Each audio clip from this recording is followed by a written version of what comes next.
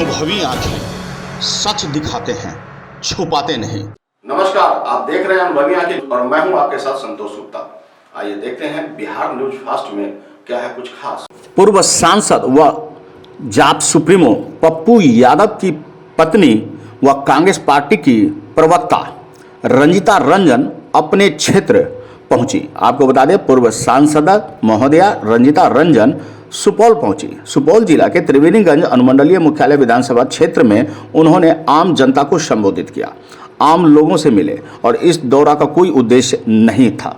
उन्होंने कहा कि यह सिर्फ और सिर्फ अपने क्षेत्र के लोगों से मिलने और उनसे वार्ता स्थापित करने के लिए उन्होंने इस दौरे को अंजाम दिया है।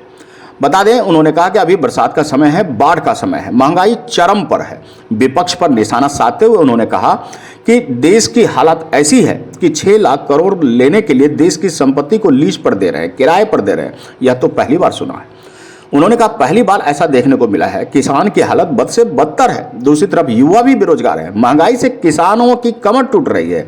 आवाम पर इसका कितना बुरा असर पड़ रहा है। हालात बद से बदतर होते जा रहे हैं, लेकिन सरकार अलग रुख अपनाए हुए है। क्या कुछ वो कह रही हैं, देखिए।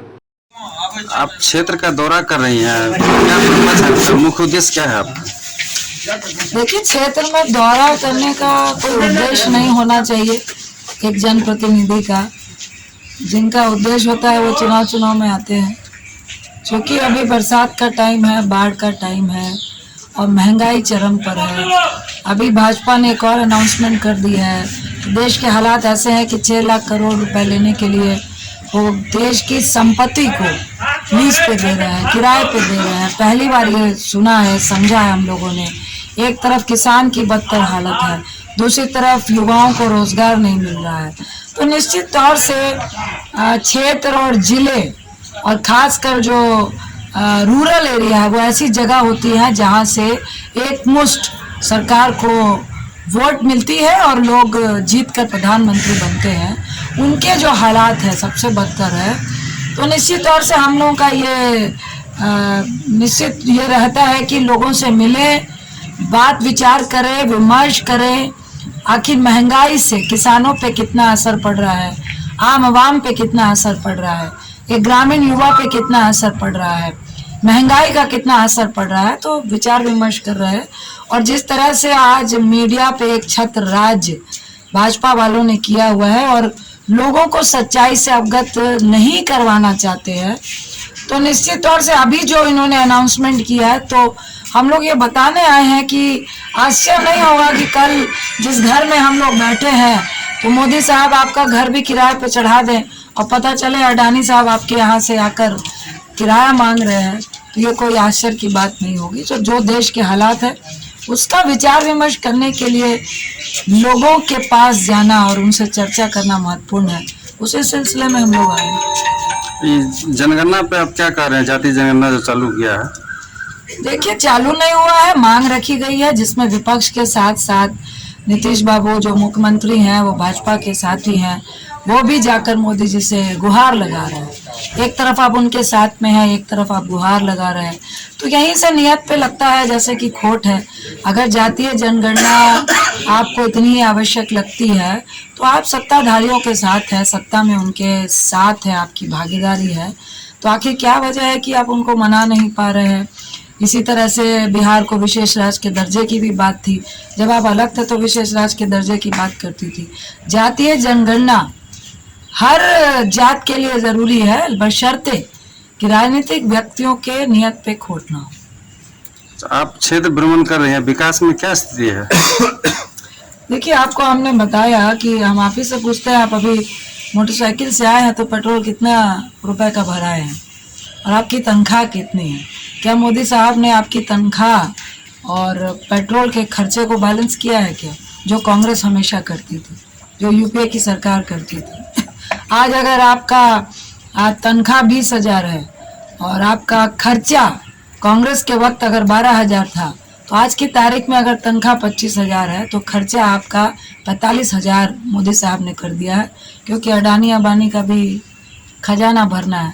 तो जो सिचुएशन है उस पे आप विकास की बात तो छोड़ दीजिए, जो अपने घर का विकास या अपने घर का पेट भर रहे थे, जो 2 रुपए की नौकरी कर रहे थे, आज करोड़ों लोग की नौकरी भाजपा सरकार के आने के बाद चली गई है। पहले नोटबंदी ने ली, फिर आपके कोरोना ने ली, फिर रही सही कसर आपके जीएसटी ने पूरी की, अब पूरी कसर आपके पेट्रोल और डीजल और किरासन तेल और रसोई गैस के दाम ने रखकर, मुझे लगता है ये कमर तोड़ने वाली भी बात नहीं है, ये तो लोगों को जान से मारने वाली बात है। आप ही बताइए, 450 रुपये सब्सिडी का सिलेंडर, यही भाजपा वालों को महंगा लगता था, और आज सब्सिडी भी हट गई है, ऊपर से हर बार 50 रुपये बढ़ा दिए जाते हैं। मुझे लगता है लगभग 950 रुपये 1,000 रुपये गैस सिलेंडर का दाम है। कहाँ गई सब्सिडी, कहाँ गई उज्ज्वला योजना? और आज पेट्रोल डीजल 107 रुपये से 96 रुपये डीजल है, और अफसोस है कि जब 65 रुपये 120 रुपये कच्चा तेल था, तब कांग्रेस की सरकार 34 रुपये डीजल और 44-50 रुपये के करीब पेट्रोल था, और बहुत महंगा हुआ तो 60 रुपये गया था, और आज 42 रुपये कच्चा तेल है और 107 रुपये आप पेट्रोल का ले रहे हैं, 96 रुपये लगभग जगह में आप डीजल का ले रहे हैं।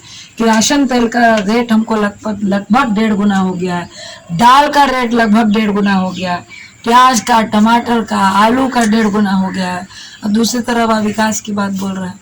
आप अपने घर में अपने पत्नी से पूछ लीजिए कितना विकास हुआ है, हमसे पूछने की जरूरत नहीं पड़ेगी। आपको बता दें कि उन्होंने कहा कि पता चला है कि अडानी साहब आकर हमारे घर का किराया मांग रहे हैं, जाति जनगणना की बात की जा रही है, मोदी साहब को मनाने में लगे हुए हैं। आप लोग सत्ता में हैं तो जाति जनगणना के लिए मोदी साहब को मनाने की क्या जरूरत है? इसका मतलब है कि आप लोगों में भी अनबन है। जब आप पूर्ण रूप से सत्ता में नहीं थे तो बिहार को विशेष राज्य का दर्जा की मांग कर रहे थे, अब क्या हुआ? सत्ता में रहकर कुछ क्यों नहीं कर पा रहे हैं? और ऐसे ही अनेक तीखे चुभते सवाल पूर्व सांसद रंजीता रंजन ने की।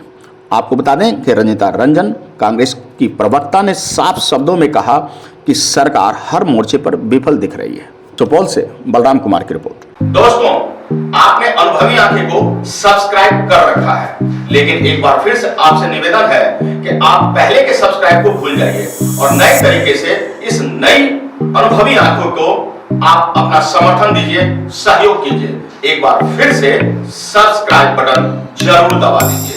आपके इसी भरोसे पर हम हमेशा खरा उतरेंगे, क्योंकि हम कहते हैं कि हम सच्चाई दिखाते हैं, छुपाते नहीं।